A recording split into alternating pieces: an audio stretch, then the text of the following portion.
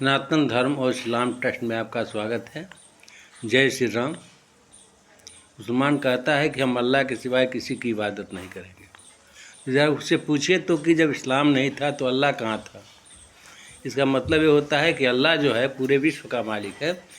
जब सनातन धर्म था तो ओम कहते थे लोग, और जब यहूदी आए उसके बाद ईसाई आए तो सब गॉड नाम करके करने लगे, और जब इस्लाम आया तब अल्लाह का नाम लेकर पुकारने लगे लोग। इसका मतलब ये हुआ कि अल्लाह ही जो नाम है वो ईसा का है, अल्लाह ही जो नाम है वह गॉड है, अल्लाह ही जो है ओम है। इस तरह से यह कहा जाए कि अल्लाह के सिवाय की इबादत नहीं करते हैं, तो ये बताइए कि तो यह क्यों कहते हो। इसका मतलब यही हो गया कि तुम अल्लाह की इबादत करते हो और अल्लाह के अलावा कोई और नहीं की इबादत नहीं करोगे। इसका मतलब कि अल्लाह ही केवल एक है। तो जब अल्लाह केवल एक है तो तुम ये भी तो मानते हो कि दूसरा भी अल्लाह है। तो संसार में कोई दूसरा अल्लाह नहीं है। इसलिए हम ये कहना चाहते हैं कि अल्लाह के सिवाय कोई और नहीं है।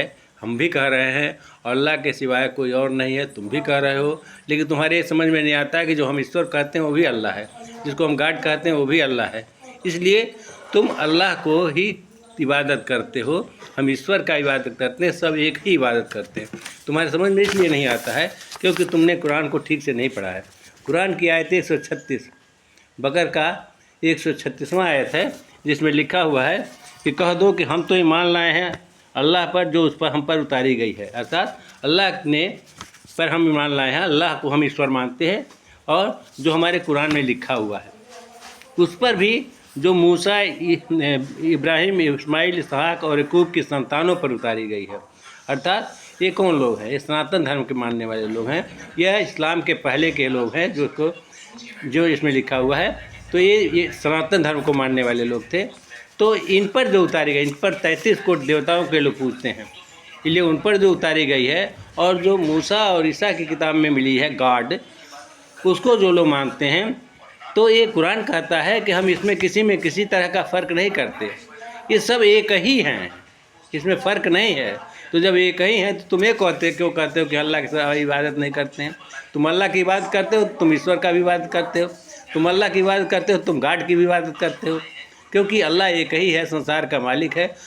ईश्वर एक ही है जो संसार का मालिक है, वही ईश्वर है जो गॉड है, जो संसार का मालिक है। ईश्वर के कई नाम हैं। इसी तरह से यह कहना कि अल्लाह के सिवाय हम किसी की इबादत नहीं कर सकते, ये मुसलमानों की सबसे बड़ी मूर्खता है। और इसके अलावा अब क्या कहा जाए उनको, इनको कोई ज्ञान ही नहीं है, कुरान पढ़ते ही नहीं है, कुरान के बारे में जानकारी नहीं है। अब इनको ज्ञान कौन देगा, हमको समझ में नहीं आता है। इसलिए हम ये कहना चाहते हैं कि मुसलमानों को सबसे पहले कुरान पढ़ना चाहिए।